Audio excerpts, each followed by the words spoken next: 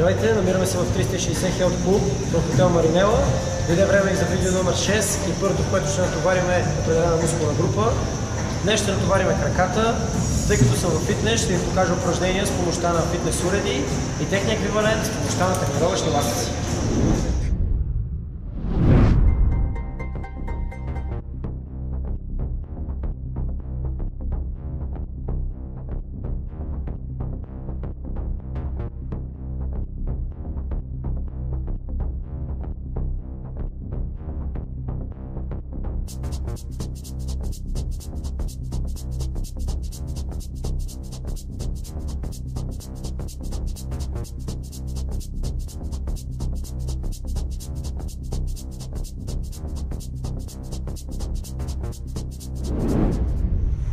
В началото на нашата тренировка ще натоварим предното бедро, като използваме добре познати от вас клек.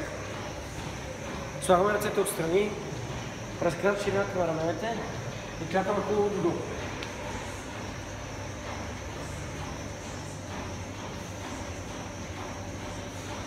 Ако смятате, че клекът със собствено тегло не ви натоварва достатъчно, може да използвате допълнителна тежест, като използвате лост или смит машина.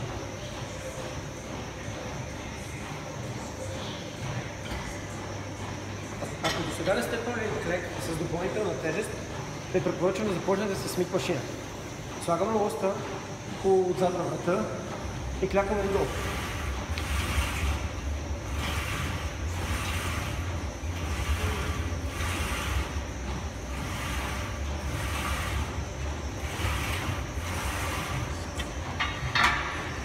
Ако нямате достъп до фитнес и не може да използвате допълнителна тежест, може да използвате тренировъчни ластици. Хващаме ластика, настъпваме го, разкрачваме краката трябва да са ширината на раменете, слагаме ластиците отзад по последния начин и отново клякаме хубаво отдолу.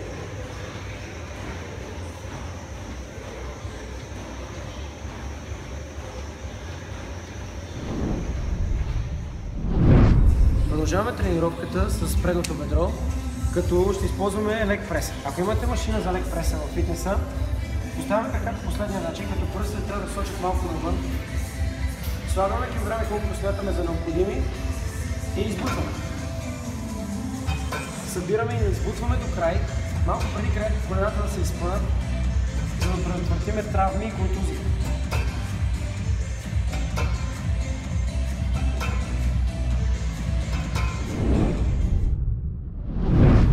Следващото упражнение ще натоварим между крачето и по-точно вътрешните мускули на краката. За това ще ви трябва машина. Разтваряме краката и ги събираме.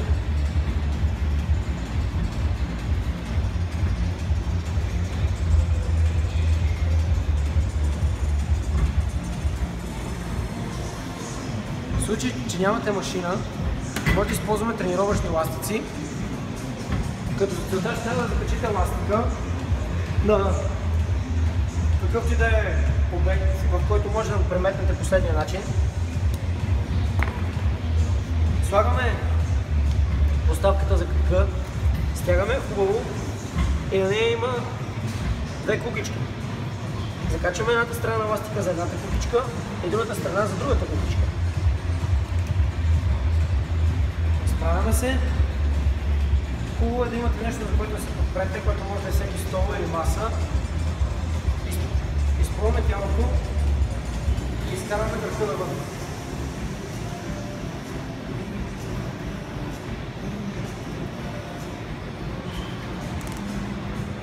След това продължавате с другия крак. Следващото упражнение ще натоварим задните бедра с помощта на тренировъчен ластик. Отново ластика го закачаме за краката.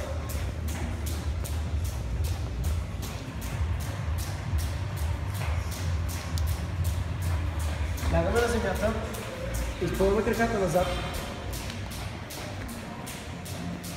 и вдигаме последния начин.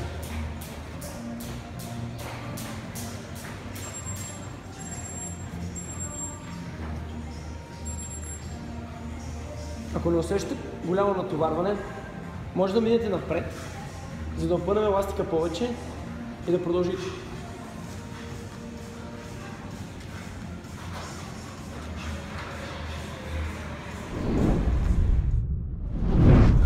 Последното упражнение от нашата тренировка ще бъде за прасец.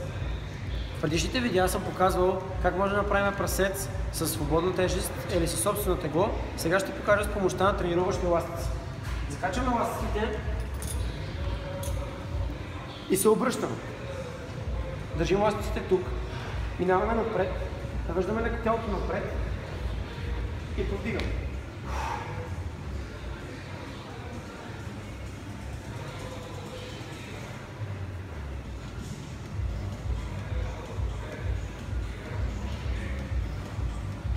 За по-голямо натоварване може да минете още по-напред.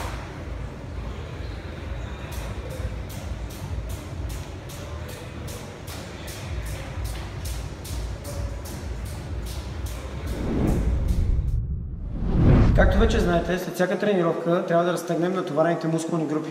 В нашия случай краката. Започваме с разтягането на предното бедро.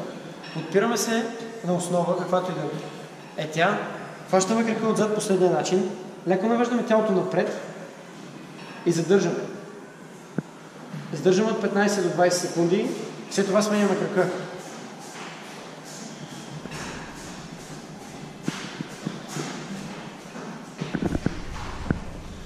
Продължаваме с разтягането на задното бедро. Трябва да намерим основа, където да подпрем крака си.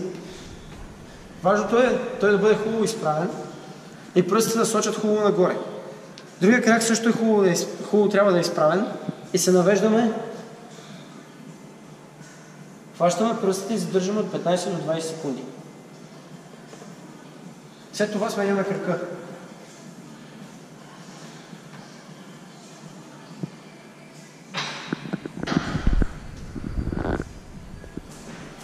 Накрая ще разтегнем прасец. Вече знаете как се разтяга прасец. Правиме стъпка напред. Поглеждаме хубаво нагоре, изпълваме тялото. Задържаме от 15 до 20 секунди. След това сменяме крака.